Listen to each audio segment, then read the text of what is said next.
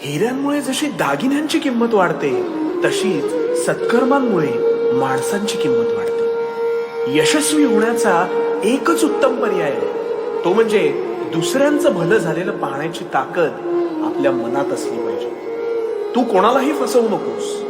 मी आहे तुझ्या पाठीशी. तुझी कधीच फसवणूक होऊ देणार नाही. मोठा अधिकार, संपत्ती यांचा चिरकाल भरोसा मानू नये.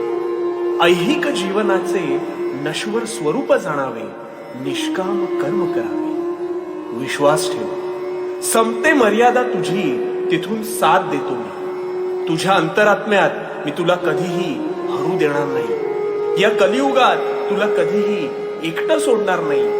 कारण भिवू नकोस, भिवू नकोस, मी तुझ्या पाठीशी. भिवू नकोस, मी तुझ्या पाठीशी.